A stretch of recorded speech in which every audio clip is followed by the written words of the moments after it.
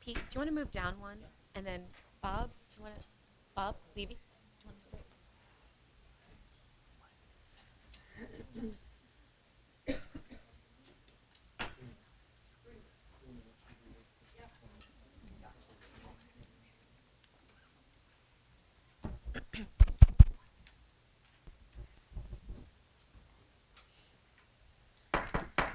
I'd like to call this meeting to order.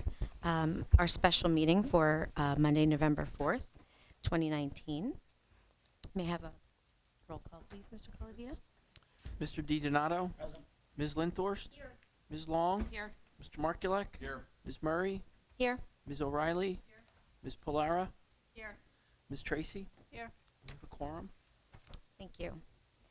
The New Jersey Open Public Meetings Law was enacted to ensure the right of the public to have advance notice of and to attend the meetings of public bodies at which any business affecting their interest is discussed or acted upon.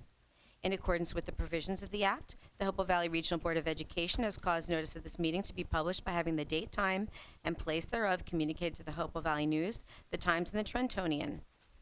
This meeting notice was also sent to Comcast Cable and Verizon Fios. The board reserves the right to enter into executive session during all meetings of the Board of Education. This meeting is being videotaped for the purpose of board review, future reference, preparation of the minutes, and viewing on Comcast Channel 19, Verizon Fios Channel 32, and the school district website, www.hvrsd.org. May we all rise for the flag salute, please.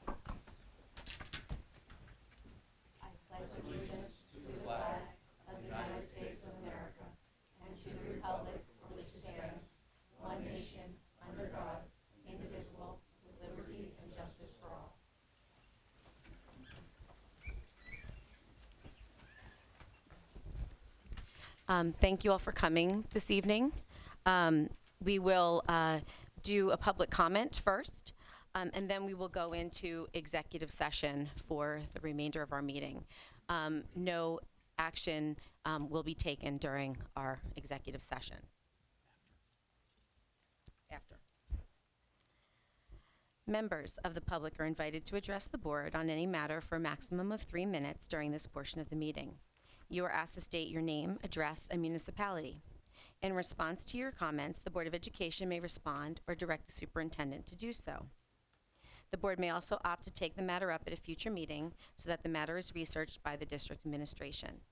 Public comment is now open.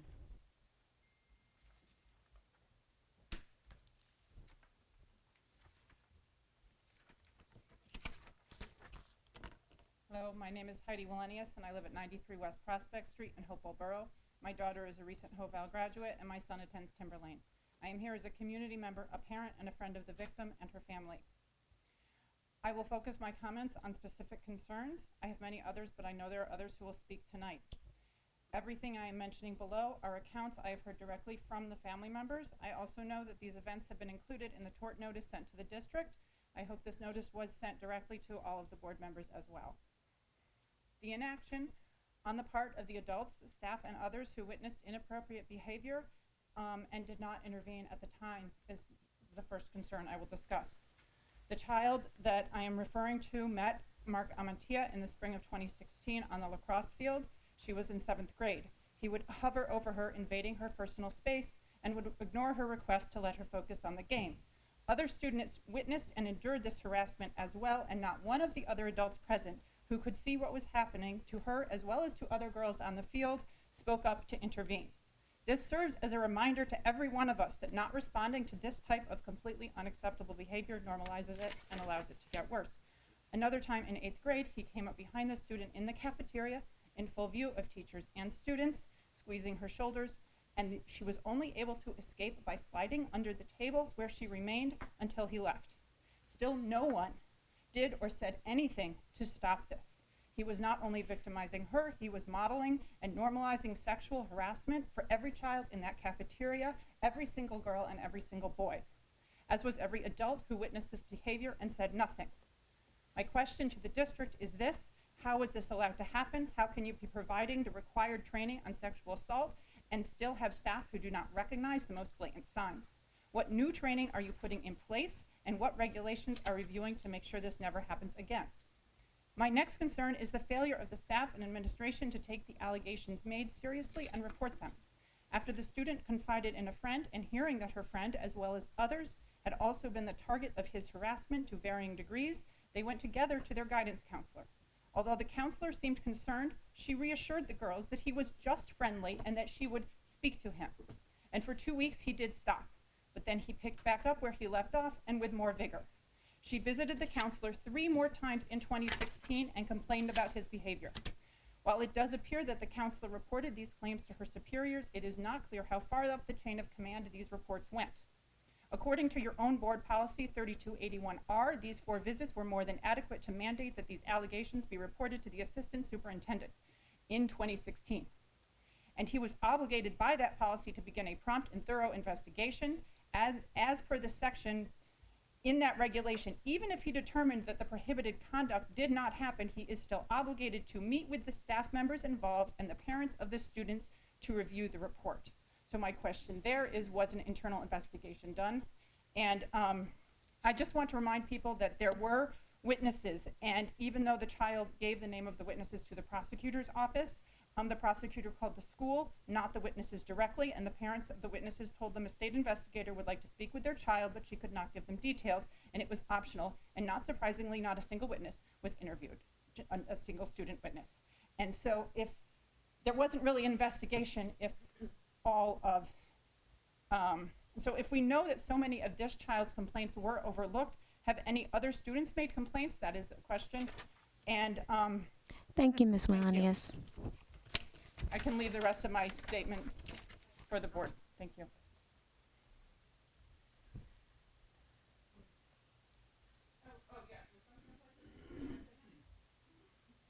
Would anyone else like to address the board?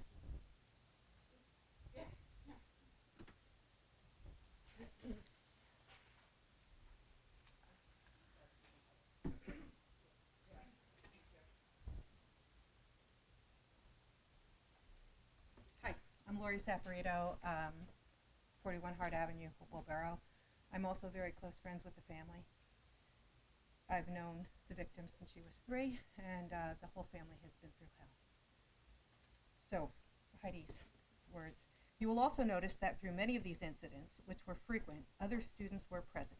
There were witnesses, but when the child gave the names of the potential witnesses to the prosecutor's office, the prosecutor called the school, not the witnesses directly.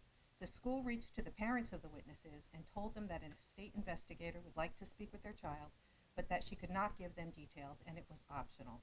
No surprisingly, not a single student witness was interviewed. If we know that so many of this child's complaints were overlooked, have any other students made complaints?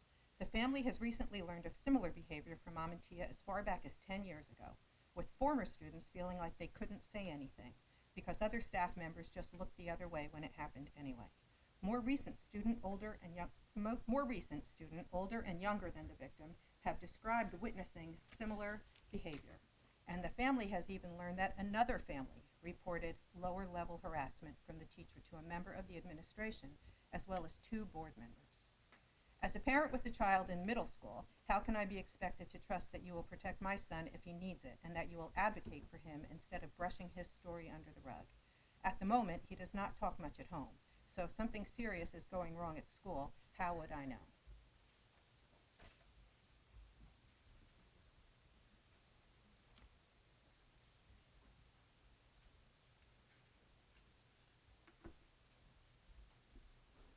Hi, my name's Melissa Cookman. I live at 35B East Broad Street in Hopewell Borough. I wanted to say, first of all, we all work really hard to teach our children what to do when they don't feel safe, and this child went to the person that's supposed to help protect her, her guidance counselor, who may or may not have, I believe, did pass the information on, and she assumed as a child that that would take care of her, and she was completely let down by the process of that. And I do have a question. If it was reported the district is saying that you first learned about it in 2018, but it was reported in 2016. 4 times it was reported, and I'd like to know who knew about it in 2016, and why are we sitting here in almost 2020 having to ask these questions? Just unconscionable that it isn't clear. And I would also, I know we're innocent until proven guilty, but I question the wise decision that the teacher is still in that school every single day. Thank you for listening.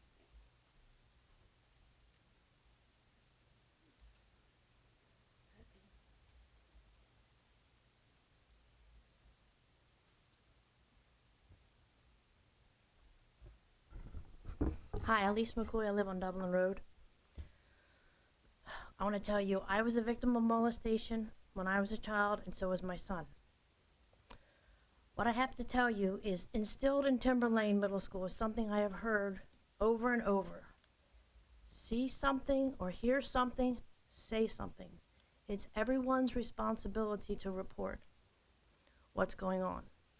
But I want to tell you, I'm currently going through some situation with my daughter, and this school district has done one hell of a job in their investigation. They have called the police, they have interviewed witnesses. I feel like I've been through a vetting process. I want to tell you, they do a really good job. I don't know what happened then, but I'm telling you, they've learned. You know, they're doing an awesome job now. They've made my daughter feel safe. We've talked to them. And the other thing is, when I was alerted to this situation that happened with my daughter, I, as a parent, 8 o'clock in the morning, was in Dr. Smith's office with my husband the next morning to find out what was going on. I don't know if this occurred. I, as a parent, I have talked to as many people as I can to figure out what to do. And then the school district has been wonderful supporting my 11-year-old. So I don't know what happened here, but I want to tell you people, don't throw the district under the bus. Is that my time? Oh, sorry. They're doing one hell of a job. And I'm telling you, I'm a victim. My son was a victim. I've been through it. I understand. And let me tell you another thing. When all this was going on, there were heads to be cut at this district. And this teacher was a tenured teacher, and you know damn right well he would have been cut and hired a cheaper teacher if they had thought anything. They're not protecting anybody. You know, I don't know what else to say. I've had a really good experience. I really think we got to talk about this more before, you know, attack. We're all adults, and see something, say something. It is everyone's responsibility, from those children who witnessed whatever. And also, his office is within line sight of the secretaries in Timber Lane. I don't know what happened. You know, like I said, I'm a victim, but we've got to work this out. So I just wanted to thank everybody who's been supporting my family, and I just hope that the family that's hurting, that, you know, healing can begin. So thank you. Thank you, Ms. McCoy.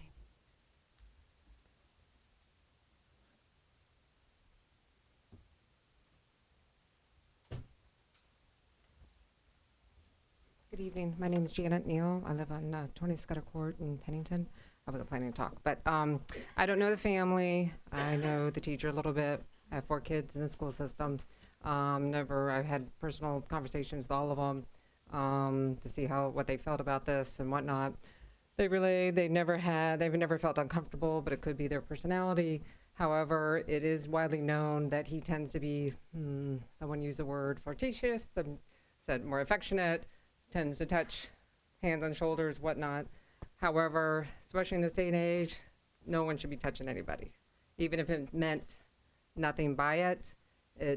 So I guess my question to you is, what's being done to train people? Because I know if I was in a workplace and someone came up to me and touched me, put my hands, you know, that's like my personal space, and that's a no-no. So it should be the same with the school, especially with the kids.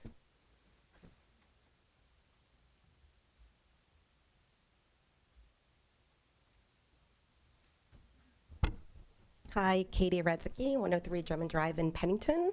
I don't have anything prepared, but I have a 7th grade daughter who joined field hockey this year. And First day of practice, I picked her up and I asked her how practice went, and the first thing she said was, "Oh my God, Mom, the 8th graders asked me who my teachers were, and when I told them," and she's in 7th grade, so this is a different teacher, "they said, 'Oh, do not let him touch you. He likes to walk by the girls and touch their shoulders and arms.'" This is a different teacher. So I know if the student body knows, if these girls know, I know the administration knows. So that's just one example. I know many other children whose lives have been destroyed or are on the path to being destroyed because of specific things that have happened to them by the administration or the student body, one of which I hold very near and dear to my heart. So if I know of these students, I know you know of way much more.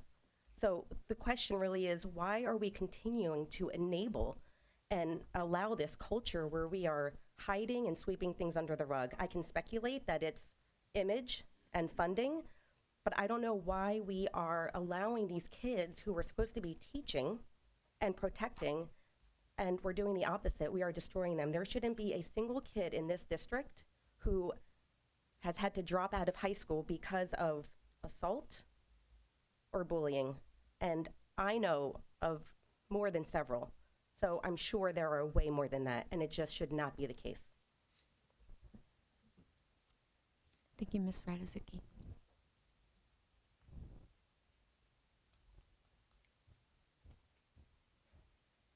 Hi, my name is Layla Rich. I live at 1 Newell Place in Hopewell, New Jersey, in the borough. I get a little nervous in front of microphones, so thank you for creating a space for us to raise our comments and questions. So I just have 3 questions. What are the district's policies around the role and responsibility of a staff member when they suspect or are informed of an allegation of misconduct? I'd like to understand why an investigation wasn't conducted in 2016 when, from the news reports that I've read, it states that the student reported claims of misconduct.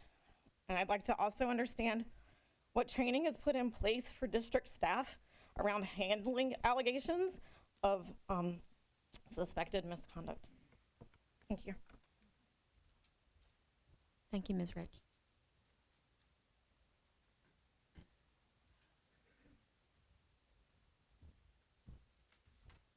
Good evening. My name is Scott Rudder. I live at 10 Coventry Lane in Hopewell. I'd like to thank you for allowing us to speak this evening. This evening we've heard from many concerned parents who desire the removal of an accused educator. We'll probably also hear from family members and friends of the educator that people are innocent until proven guilty. I think that we need to frame this discussion in a completely different way. This discussion tonight is really all about risk. As parents and residents and educators, we have first and foremost a responsibility to protect our children. Our focus should be on that risk that a child could be exposed to psychological, social, and physical danger from an accused sexual predator. This, of course, is obvious. A secondary concern, however, is the fiduciary risk to the taxpayers of the current tort claim represents, that the current court claim represents, and the potential that the future legal actions could burden our town with additional massive legal expenses. This isn't being discussed necessarily right at this moment, but it should be. Up to this point, it appears that the administrators in our schools have been managing these risks and making decisions. But these individuals likely have no personal liability of any of the risks that I've mentioned. So why should they have the authority to make the decisions of such consequence? It's the obligation of the administrators to inform the school board about issues such as this one. But in cases with consequences this grave, I respectfully suggest that the decision-making authority be in the hands of the people who have skin in the game, our elected officials like you. The risk associated with maintaining the status quo, which is where we are right now, that has been enacted thus far, is simply too high, in my opinion. I ask which ones of you would take this level of risk personally, the risk to your own children or to your own personal fortunes? Would you make the same decisions that these administrators have made? There's a very real possibility that this is not an isolated incident, and that our community could face both harm to additional children and we could incur additional litigation expenses. As such, I suggest that the discussion of this evening not be framed as a decision to side with the accused educator or with the concerned parents. It should be framed as a decision to define the risk-making authority and to manage that risk so that our children and our community can be protected from harm to the greatest degree possible. Thank you. Thank you, Mr. Rutter.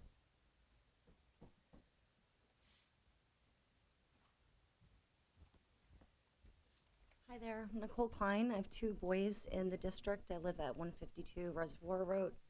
I share most of the concerns that everyone in this room shares regarding the allegations, and it's been really disturbing. And the one thing I can't seem to get at, and I don't know if this is going to come across as a concern or a question, but if this person did something so heinous, why are we exposing him to even more children by being an athletic director? I understand keeping his position as a job because he wasn't proven guilty by anything, but now you're opening him up to more students in an athletic director position, and I just think that's really bad judgment, and I'm not really sure what the decision process is in that. Thanks. Thank you, Ms. Klein.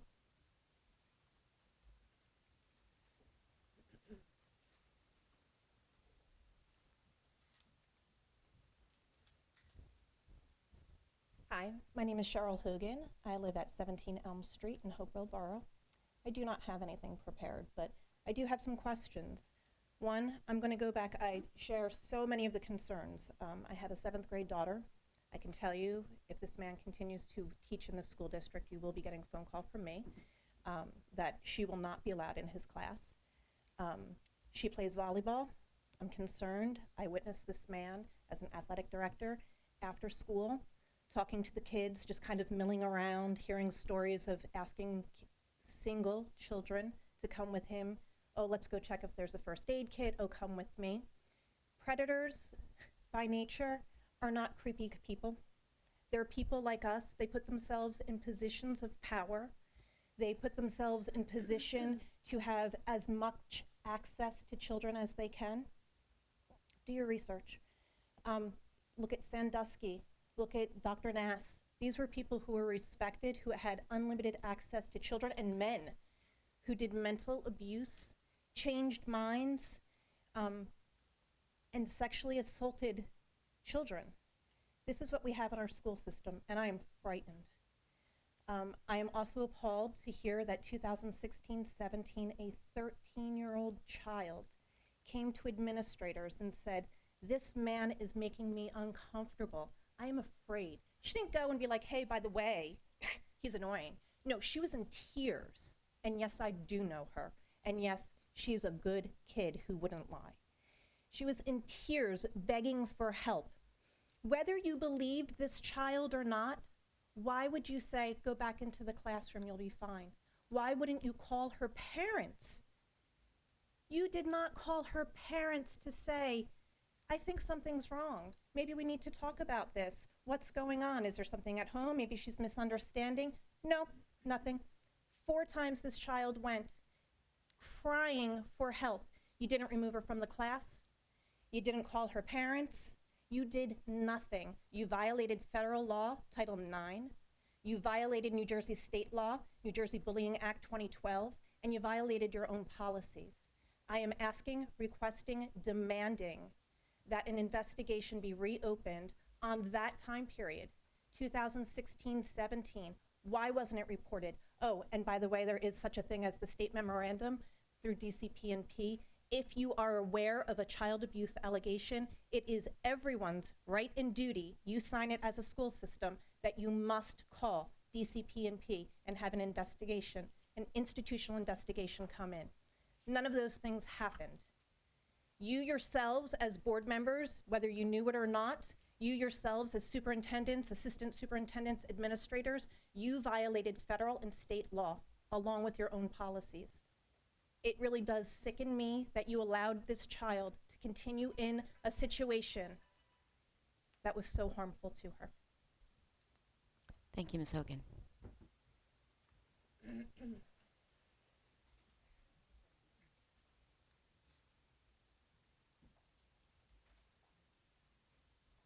Would anyone else like to address the board?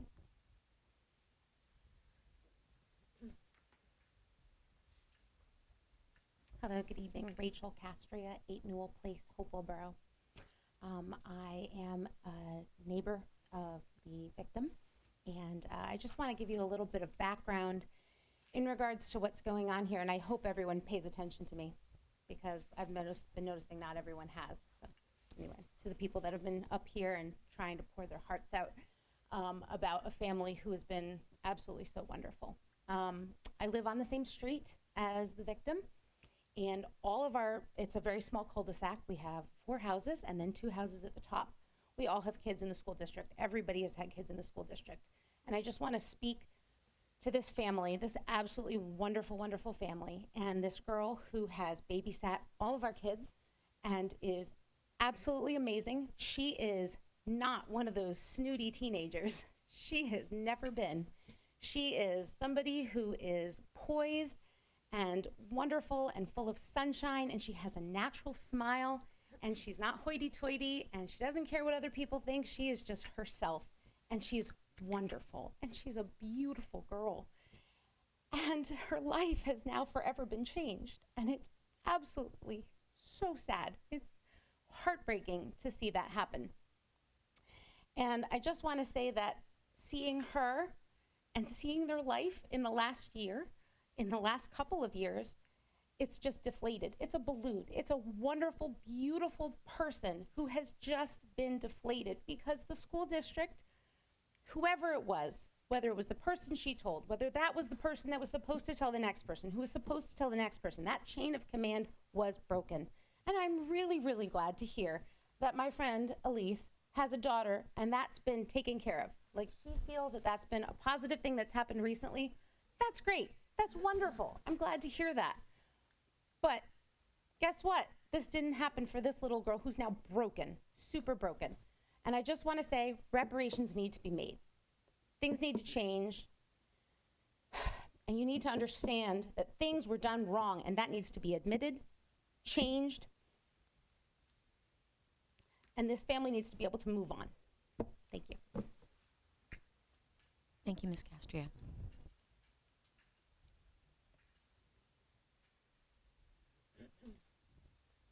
Would anyone else like to address the board? Seeing none, public comment is now closed. My apologies, bear with me as I review the questions that you all have brought to us today. I do want to thank you for coming and feeling as though you could share your concerns with the board. I do have 2 kids who have graduated from the district, and I still have 2 children in the district. One just left Timberlane last year. She's now at the high school, and I also have a son at the high school.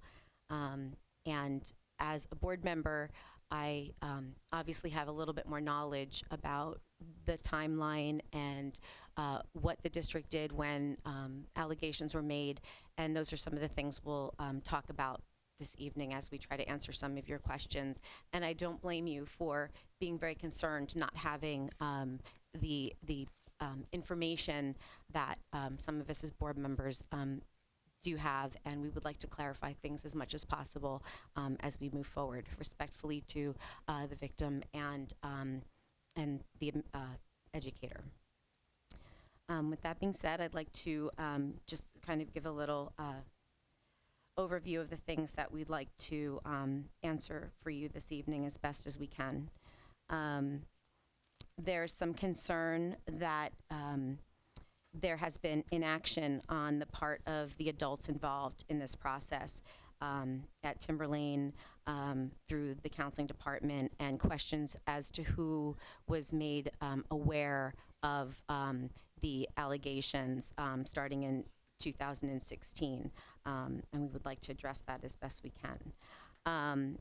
How this was allowed to happen, what training we have in place regarding these types of issues, if we've put in any new regulations, what are our current regulations, and there's an accusation that there was another level of harassment that was brought to the district by another family regarding this particular educator. Why is everything coming out now? Why is our teacher still there? I'll thank Ms. McCoy for coming forward and commending the district of how we handled her daughter's situation. Training, we already addressed that. There's some concern that some things were being swept under the rug. There's questions regarding why things not reported in 2016, managing risk and fiduciary responsibility. We also have 2 of our attorneys here this evening who are part of every decision made in this process as well. Finally, why he's still in the AD position, and accusations that we have violated state laws and policies. I don't know the best way to start the discussion, but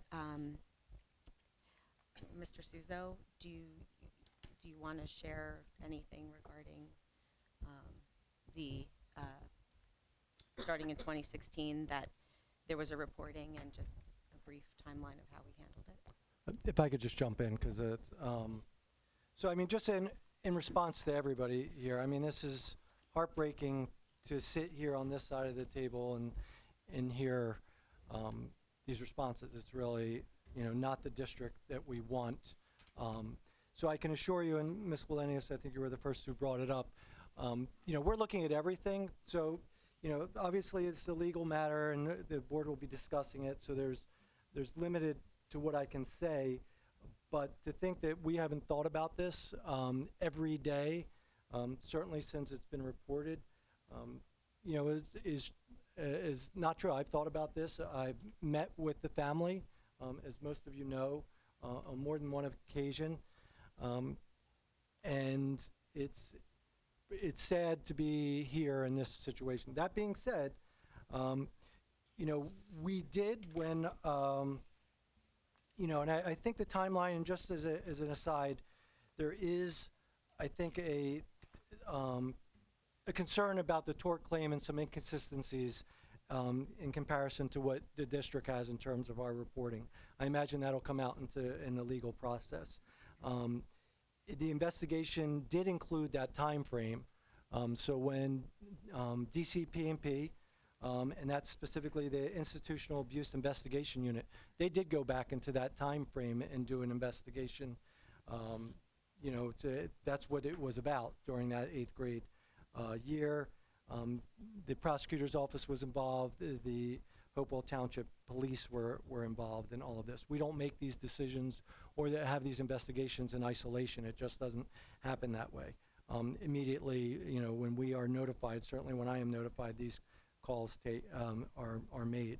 The investigation did last 3 months. The individual was out of the classroom during that entire time in the investigation, and then was returned when we received the results of that investigation. But it's important to note that, and folks are involved, and I would like to just kind of follow up with Mr. Brzezinski. I think you had additional information regarding another issue, and I know we're not talking about this, but I would like to speak to you about that, because if there's another teacher or something else, I think that's important to have the conversation. So we do have a number of district policies in place. We believe that we followed those policies. The institutional abuse, which also investigates how we handle situations, did not find any findings regarding the district and our handling of the matter. With all of that understood, we still go back and we look at how we handle everything through this. And we will continue to go back and make sure all teachers have to go through a reporting as part of their professional development, specifically resulting for sexual harassment annually. And we're going to revisit that to make sure that that is understood by everyone involved, and that they know what's going on or how to report information in the future. Again, I just wanted to go back. I mean, there was information that was brought up this evening, and information in the tort report that is inconsistent with our district reports that we will be discussing and reviewing as part of this as we go through the legal process. Dr. Smith, if I can just jump in for a moment, because we did discuss to some degree about DCPMP. I think it would help the parents to appreciate what these various entities who come in, it is specifically their profession, their jobs to ensure the safety of our children. If you could just talk a little bit about who the DCPMP is and institutional abuse and how, how they investigate. Sure. Whenever there's an incident in schools like this, schools are required to contact two entities. One is the local police, also is DCPMP, which is the old DIFAS, Divisions of Children and Families Institutional Abuse Investigation Unit, who specifically we called and we were provided a case manager. That call did take place. And they did complete an investigation. That group is specifically related to investigating situations that take place in schools or in institutions. That is their main job, is to come in and conduct the investigation. As I mentioned, they conducted a lengthy investigation of this situation. And the results were, as I had shared, that it was unfounded. Thank you. And I think maybe one of the questions that we haven't answered yet is what our policy or position is on how educators handle children. Hands on shoulders, touching. I mean, what do we say to our teachers and other educators regarding how we handle children? So I think Mrs. Neal said it best. That certainly the world has changed. Certainly when I was in elementary school, and we do have those discussions with staff members. We do on the elementary level, certainly if you're in a preschool, I mean, it necessitates. You're toileting students, you're helping kids. So, but as you get to older students, I think it's very clear, and we try to balance our social emotional learning with students, but as the times have changed, we want to put your hands on children for fear of it being misinterpreted or, or a student feeling uncomfortable. Does the board have any other questions or items that I might have missed that they want to ask a question? Okay. So I have a question about the hands-on students. Mhm. So are you saying that during the training, Dr. Smith, every year teachers are reminded not to do that?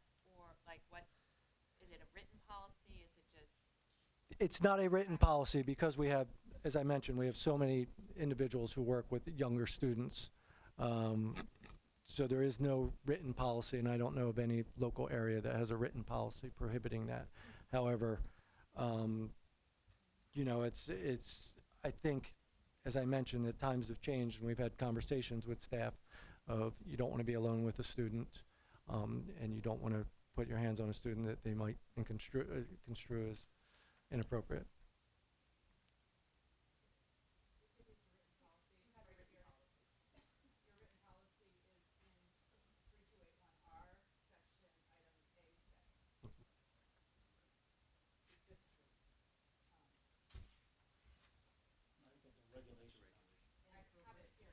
Okay.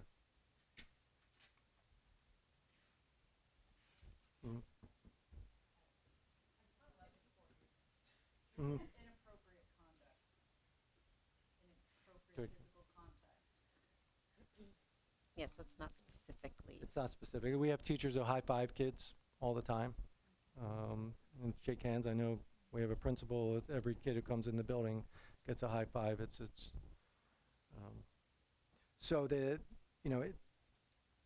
not to wordsmith it, I think there is conversation to be had going forward about inappropriate versus no touching. Well, I'm sorry, it says it right here. Don't hold hands, don't touch. Yeah. It was inappropriate. And I know it's the kid's turn, I apologize, Okay. but it is in writing and it is Okay. the board's policy. Mhm.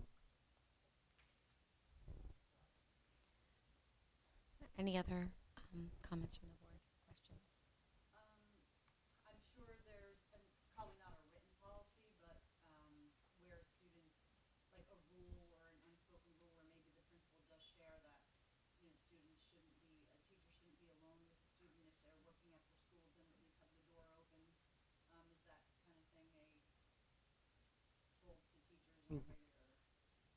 That's accurate, yes. Yes. They should either not be alone or at least have the door open so that nothing could be perceived as wrongdoing either, right? Correct.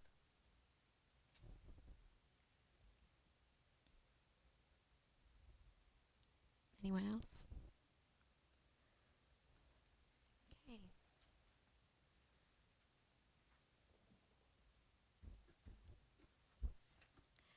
Thank you all for coming out this evening, and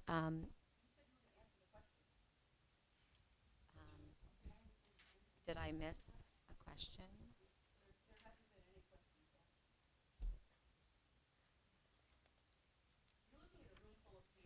Yes. Most of whom are so upset and disturbed, and you know that, and I recognize that. And most of you are probably parents, but I feel like we are being given say a line. But perhaps the administrators didn't share with the board what was going on. Mhm. Because you can only know what you're told. You're not in the school. That's not your responsibility in the school. But the fact that we're all sitting here, and if you know anything, if there are 50 some of us sitting here, there are hundreds out there if we can come. And I think we are owed, and I don't have children here, but we are owed an answer and an explanation. Because if one child was hurt, 10 children were hurt.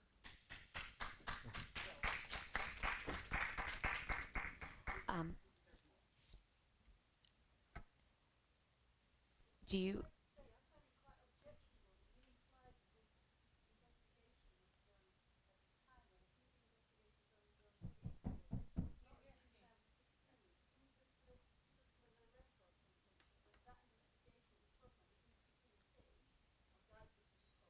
Yep.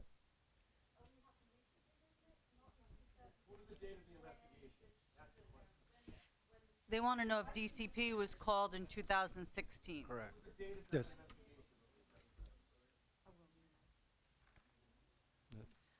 I think the question that wasn't answered that they're repeating again is, was the DCP called? What investigation was done in 2016?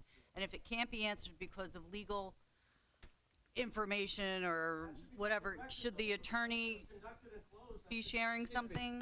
Madam President, the public really needs to observe decorum. Excuse me, Mr. Green. We deserve answers. We're not on the board. Just answer the question. Yeah, all we want are answers. Why? You have to ask them. So we do have evidence that DCP&P was called in 2016. In 2016, correct. And then they were called again. Yeah. So there's evidence that when the incident was reported in 2016-17 school year, that DCP&P was called. And all the other children, whose families here, whose children have said he touches inappropriately, watch out for him, that we ignore. You know, there's a humanity here. It doesn't just have to be about the investigation. This man did something wrong.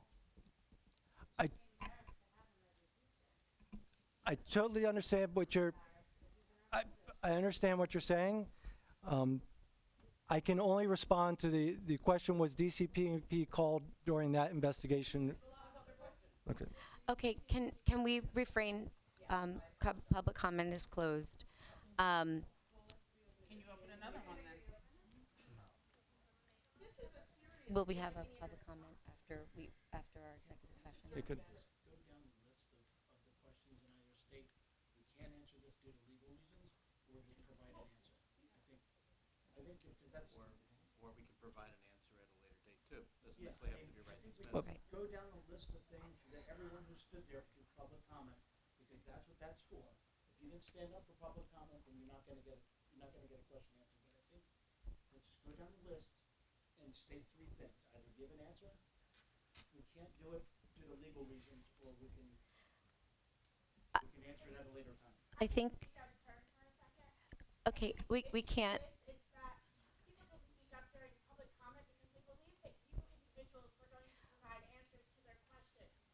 I understand. Thank you very much. Please refrain from speaking. Thank you. I think why we're up here a little bit blindsided is because a lot of the things that I've indicate, because you're saying, why aren't you answering questions?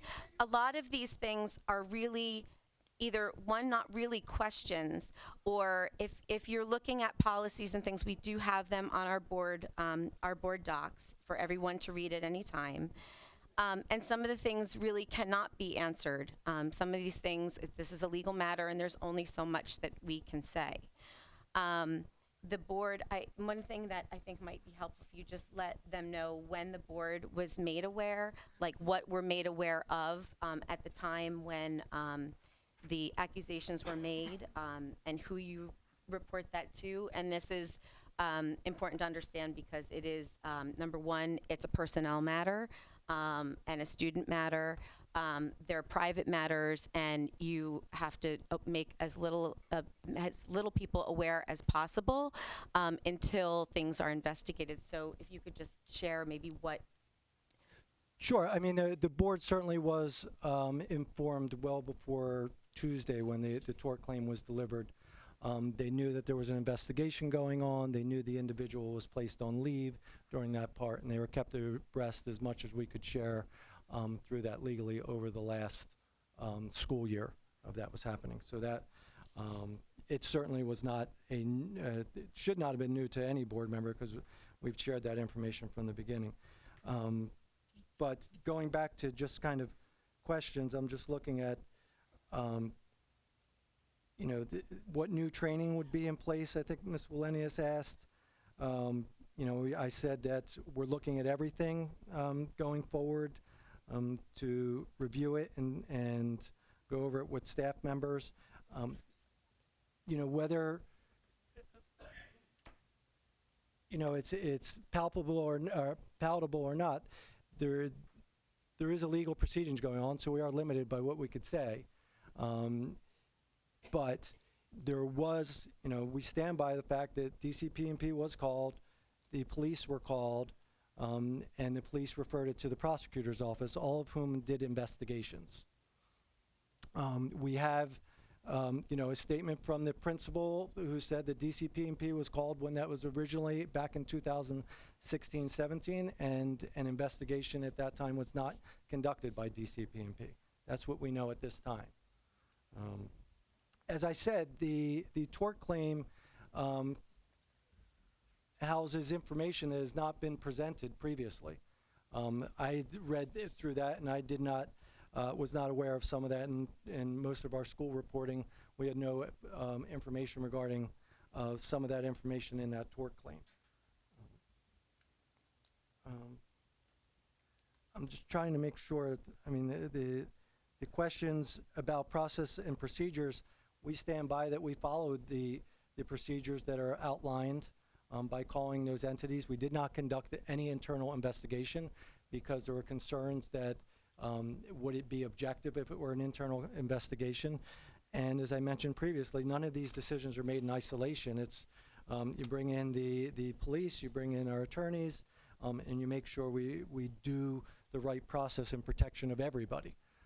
And that's the difficult part about this is all the folks involved have rights, and we try to do that and try to protect those. I'm just the cost risk decision, I guess, was another question, and the obligation of the board.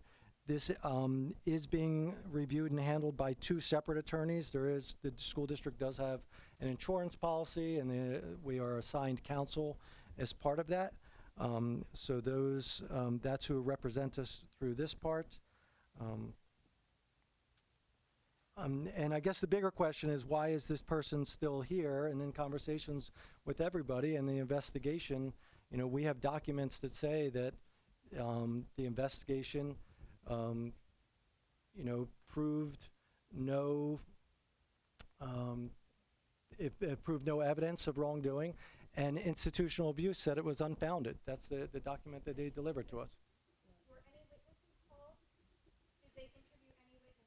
We can't comment. I can't comment on that, but I will say that I don't agree with what was stated. I have a very specific policy question. Thank you. Are we doing an open?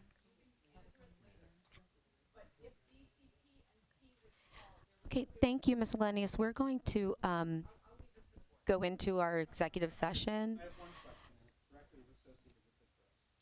May I ask who is responsible for making the decision to reinstate? That's it. And Right? where will Was the board involved in making that decision, or was this an administrator's decision? I think we owe that. Thank you, sir. Dr. Smith will answer. I'd like to know why this meeting was called if you weren't going to give us any information. Okay. I feel like we were just like, yeah, get it, let them get it off their chest. No, this meeting was actually called because our entire board has been asked many questions from people throughout the district. I understand. And so we wanted to ensure, that was asked here. we called this meeting because we wanted to ensure that every board member had the ability to answer the questions that you all have been coming to them and asking. But we have not had our executive session yet to have that discussion.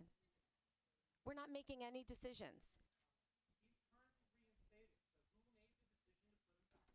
Dr. Smith will answer that. Yeah, so based on the findings of the Hopewell Township Police, the prosecutor's office, and DCMP, ultimately, I made the decision to stay based on counsel and based on review from the police and from DCPMP. And did that come to the board? Is it in the board minutes that it was approved? What's it? Yes. The reinstatement, yes. So the board voted. I would like to know what date that is, because I've gone through every set of minutes since then. I see It would be an executive session. It's a personnel matter. but it would still be listed there on your minutes. I can see where he was put on administrative leave. There is no documentation of reinstatement. If I may clarify one item. Yes. Under statute, the superintendent has discretion, basically, and authority to impose administrative leave upon notification to the board president. No board action is required to return someone from administrative leave. That's a superintendent decision. Thank you, Mr. Green. I will just, we're going to go into executive session in just a moment, but again, I thank you all for coming. If there are further things that, as this investigation goes forward, we'll make you aware of things that we're able to make you aware of in the future. But yes, we all sit up here as board members and parents of students, and our students went to school with the victim and also have been involved in the Timberlane Middle School. We don't take any of this lightly at all. So there's you know, people are choosing sides. This isn't really about sides. It's really for the best interests of all the parties involved and our community. So again, we thank you for coming out, and I'd like to go into executive session with a motion from the board.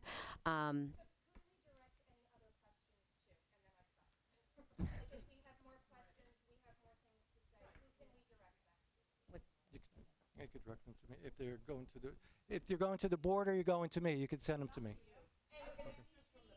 Okay. The board members also, if that's okay? Yep. As they are our elected Yep. officials, and they should be our voice. Yep. Why aren't we hearing from them tonight? They're all sitting here. Ma'am, Who doesn't know the policy? Who doesn't know the policy? Well, we were just told that there is a contact policy, that it's not in writing, and it is in writing. But he meant specifically. But the board isn't going to say anything because we need to learn more details in executive session, and that was the point. That was the point of this meeting tonight. You guys know. You know what happened. For our executive session for Yes. the board. No, community also, but for executive session. So I'm waiting for executive session to find out more. Who's the board? Why doesn't the board have the full investigation of what happened? Why do? We have questions. The board has questions. But why do we know more So than you you? need to let us Mr. Green. ask those questions. Exactly. The purpose of this meeting is for the Board of Education to conduct an executive session to basically look into this further. They're not going to have any further comment until they're going to review it. The board members individually do not have individual authority and frankly should not be speaking on a legal matter. The president is the spokesperson for the board, the superintendent is the spokesperson for the district, and they're the ones who will comment on any of this. So, But their parents, they can walk out here and well, in terms of this, certainly we're open and to listening to you and hearing your concerns, and there will be responses. But tonight, the purpose of this meeting is really for us to focus on it internally first and get our hands on it. We hear. So we will be back November 18th. Is that when we will have another board meeting in regards to this? That is your next scheduled board meeting. That is the next board meeting. That's not specifically for this topic. For community discussion. Yeah, you can raise public comment at that meeting. We can all get 3 minutes and ask the same question. and get no answers. There are going to be limits to what we can say because it isn't litigation, because it involves a personnel matter, it involves an individual who has rights as a teacher and as an employee. So there are limitations to the kinds of comments we can make. Well, frankly, with all due respect to everyone, this has been investigated. It continues to be evaluated. And there are going to be limits to how much you're going to be hearing about it from us in public. But that's not to say your concerns are not being heard and dealt with. It's just that there are limits to what we're going to be saying. Just because charges were not filed does not I mean, mean at this that point, nothing happened. I think we go into executive session. Thank you. May I have a motion, please, to go out of public session and into executive session? All those in favor? Aye. Oppose, abstain? Motion carries.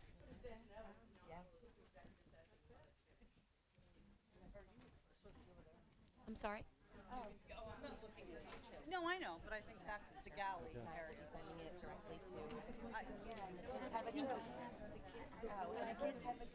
Sorry, it was a little creepy.